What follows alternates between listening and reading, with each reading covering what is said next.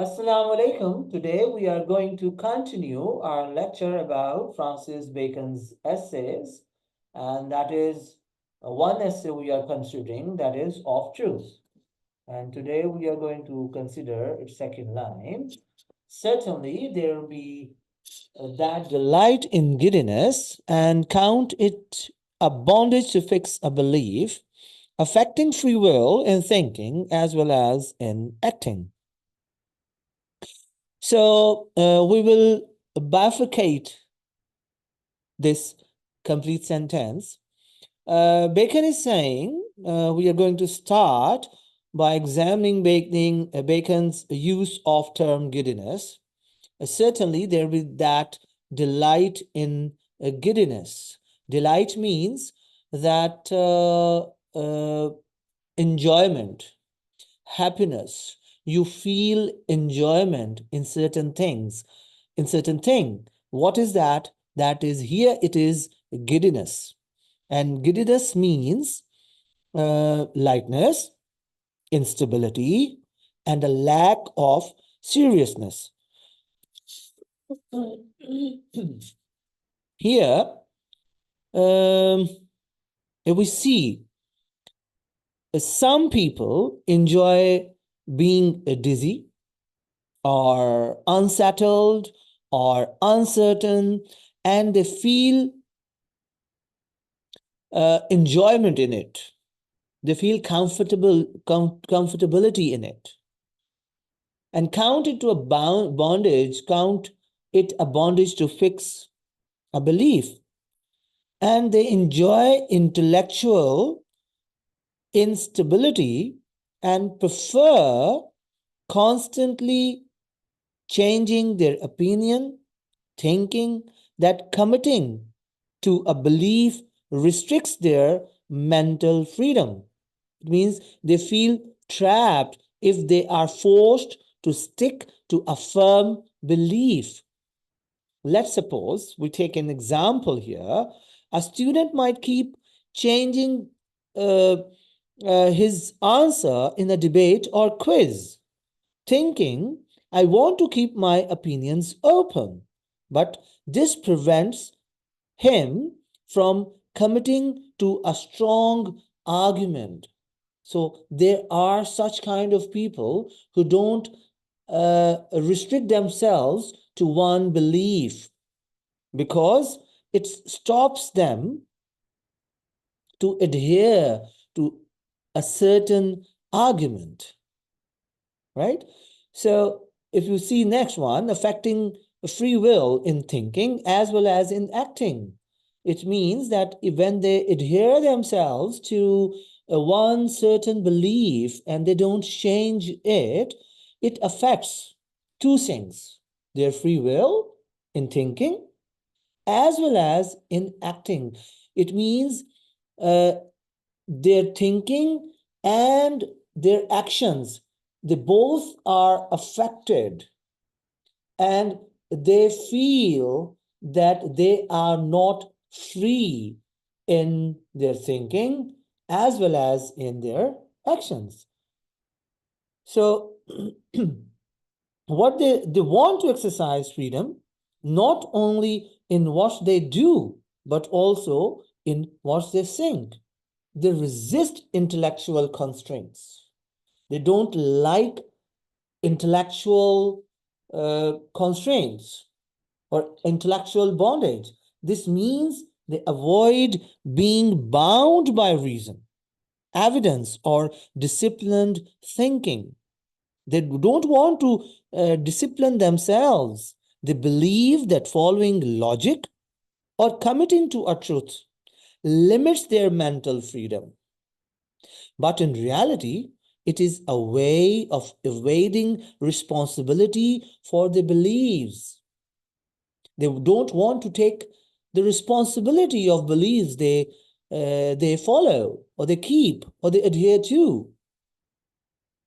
So we can take example here. Imagine someone refuses to accept a scientific fact like climate change or vaccination data because They want to feel independent in their thinking. They think adhering to evidence limits their freedom, but in reality, they are avoiding accountability for being wrong. They don't want to be blamed to be wrong. All right. So, if we consider, we are going to consider another element here, that is a celebration of doubt on one side and fear of certainty on the other side, that we can find in this sentence or in these lines. Indeed, while this reflects the early modern skepticism of Bacon's time, he clearly opposes such extreme doubt. Now, first, we need to understand what is skepticism. Skepticism is the philosophical approach of doubting or questioning knowledge, beliefs, or truth claims. Every modern skepticism arose during the Renaissance and early scientific period, when thinkers questioned received knowledge. Whatever knowledge they received, they started doubting it. They started questioning it, right? And the knowledge which they were receiving was from authorities like Aristotle or the church or classical texts, right? And they emphasized careful investigation rather than blind acceptance. They said, okay, whatever the knowledge is coming to us, we are not going to believe that knowledge blindly. Rather, we are going to question its authenticity, its source, why it is said, what are the reasons behind it, right? If we see in Bacon's context, Bacon recognizes that many thinkers of his era were influenced by skepticism. They were very skeptic. How? Because they valued doubt as a tool for inquiry. They considered, if you want to inquire something in detail or in depth, you have to doubt everything. But sometimes they celebrated that doubt for its own sake. Their own interest was involved in doubting certain knowledge, which led to indecision or avoidance of firm beliefs.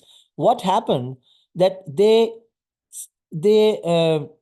were choosy, or they started to pick up certain ideas which would interest them. So what happened? They were indecisive, or they started avoiding firm beliefs. So Bacon accepts the doubt as a method, that, okay, fine, it is a good tool, it is a good method to doubt, but he opposes excessive doubt. He says there should be certain balance in doubting certain knowledge. All right? You should not lead yourself to extreme doubting. Excessive doubting is dangerous because it prevents humans from discovering or committing to truths. It avoids, or it uh, prevents you, or it stops you to face the real truths, right? That's why excessive doubting is not helpful. Rather, it is dangerous. So if you see example, like skeptical thinkers might say, can we really now know anything for sure? That are we sure that we know everything, or we know anything? So Bacon responds to that question, can we really know anything for sure? He says, yes, but we must pursue truth methodically. We should use certain method to seek the truth, to seek or to find truth. And what is that method? That we should use observation, we should use reason, and we should be very disciplined. We should be very disciplined in thinking rather than just enjoying uncertainty. Certain thing is not certain, something is not clear, something is uncertain, so we are feeling enjoyment in it, that okay, fine, it is not certain, right?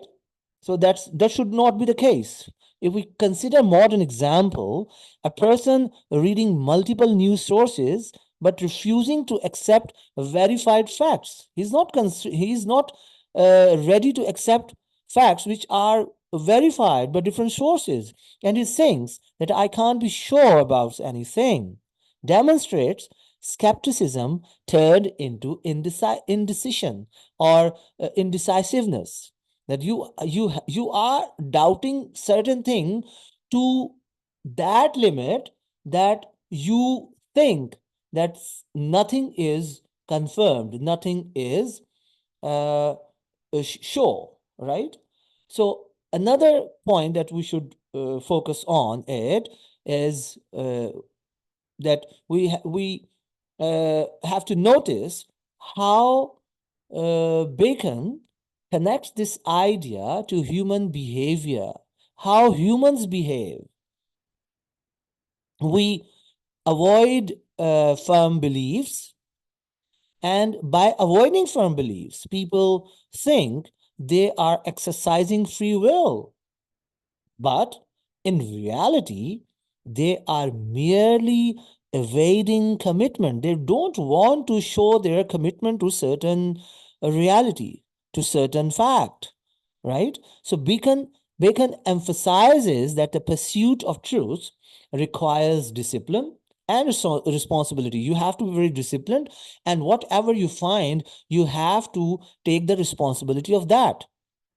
True intellectual freedom is not avoiding constraints, but engaging with the reason and evidence carefully. If something stops you, if something is creating a hurdle, you should not avoid it, but you have to engage it with reason and with providing evidence carefully. You can take example, a scientist who refuses to test a hypothesis because it might prove their previous work wrong is avoiding intellectual responsibility, not exercising freedom. That you are afraid of being rejected by your new research. You have your past research, and you are not trying to find out the reality that, okay, your past research is not correct or is not valid. So you don't want to adhere to it. You don't want to do the new research. You don't want to pursue the new truth, because it will because you don't want to take intellectual responsibility. Okay, I was wrong in the first time, but now the truth says, okay, it is the reality. The first one was not the reality. Then here he has also he's also criticizing intellectual relativism, warning that instability can become a habitual way of life rather than a temporary state of inquiry. It will become a habit for you. He reinforces this point through a powerful metaphor, comparing mental instability to physical dizziness.